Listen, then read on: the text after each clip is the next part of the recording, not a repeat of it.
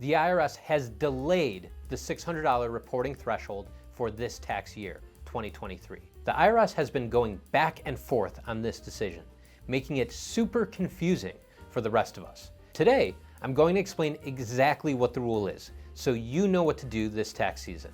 I'm also going to explain some of the other common 1099 forms you may see this tax season. Make sure to watch until the end, because this info is going to save you a ton of confusion.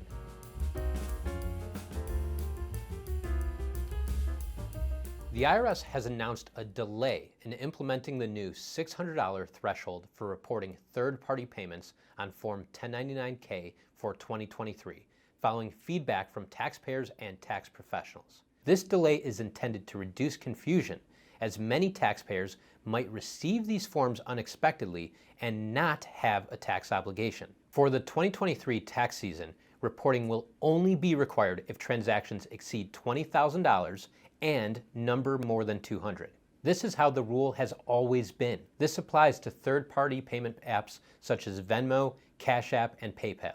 This also applies to e-commerce stores such as Facebook Marketplace, Etsy, and eBay. Again, for the 2023 tax season, right now, reporting will only be required if transactions exceed $20,000 and number more than 200. The IRS delayed their $600 threshold rule update. So, for 2024, tax season of 2025, the IRS wants to implement a $5,000 threshold before dropping down to $600.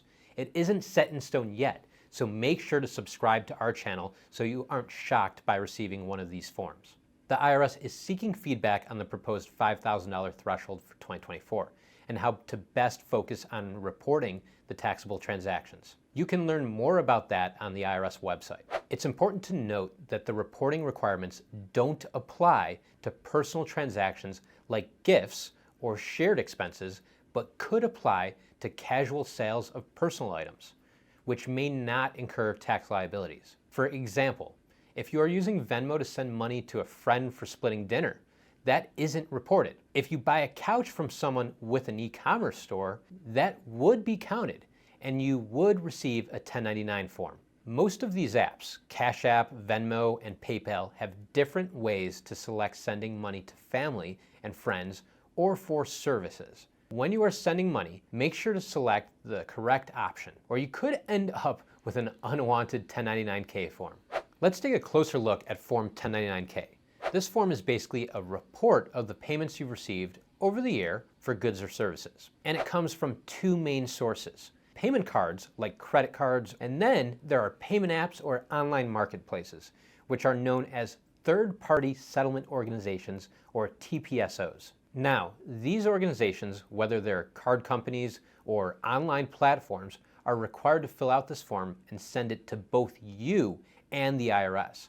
But it's important to remember that any payments you get from family and friends shouldn't be reported on Form 1099-K.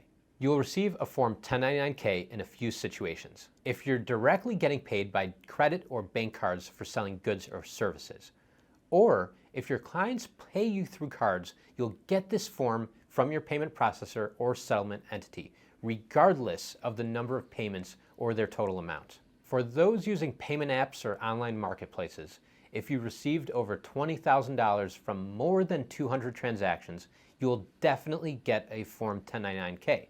But remember, even if the amounts are lower, these platforms can still send you the form. And regardless of whether you get the form or not, you must report any income on your tax return.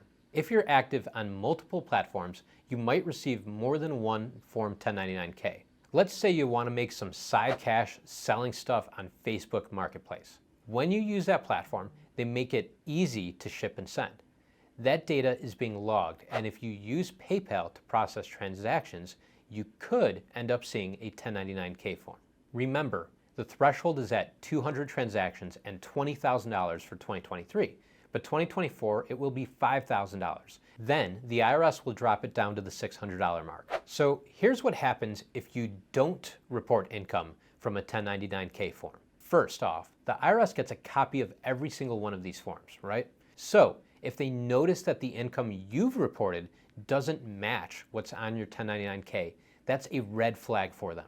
It could lead to an IRS notice or even an audit. Now, if it turns out you do owe more taxes because of that unreported income, you're not just paying back taxes. There are also penalties and interest to think about. And the longer you wait to pay, the more you'll owe in penalties. It's kind of like a late fee, and it can really add up. And here's another thing. Once you're on the IRS's radar for underreporting income, they're likely to keep a closer eye on your future tax returns. It's like they've marked your file for extra attention, which is something you probably want to avoid. In really serious cases, like if it looks like you're avoiding a big chunk of tax or there's some kind of fraudulent pattern, it could even lead to criminal charges. That's pretty rare, but it does happen, especially in cases that are more serious than just forgetting to report one 1099-K. Lastly, if you're expecting a refund from the IRS in the future, but you've got this unpaid tax hanging over your head, they can actually hold onto your refund. They'll use it to cover what you owe them, the unpaid taxes, the penalties, and the interest. So it's really in your best interest to report everything accurately from the start. A 1099-K form might not be the only tax form you see at tax time. Here's a brief rundown of other forms you might see. First up is the 1099 miscellaneous. This one is pretty widespread because it covers a lot of different types of income. Things like freelance work, independent contracting, or even income from renting out a property. Crypto investors can also see this form from exchanges they use. Then there's the 1099 INT. This form is super common if you've got any kind of savings account or investment that earns interest. If you have a high yield savings account, you should see this form. Next, we have the 1099 DIV. If you've invested in stocks or mutual funds and they've paid dividends, you'll see this form. It's especially common for people who have investments outside of retirement accounts. The 1099-G is another one you might see, especially if you got a state tax refund last year, or if you've been receiving unemployment benefits. And for those who are dipping into retirement savings, there's the 1099-R. This form is for distributions from things like pensions, annuities, retirement plans, or IRAs. It's pretty common among retirees or anyone who started taking money out of their retirement accounts. Lastly, the 1099-B is what you'll get if you've been selling stocks, bonds, or other securities through a broker. With more and more people getting into individual investing, this form is becoming increasingly familiar. This is also another form crypto investors might see from exchanges they use. So, as a wrap-up, for the 2023 tax season, the threshold is the old 200 transactions and $20,000. In 2024, the IRS is deciding on using a $5,000 threshold and then gradually dropping it back down to $600. If you have any questions about the thresholds or how it affects you, leave a comment below. To stay up to date with the IRS threshold news, make sure to like this video and subscribe.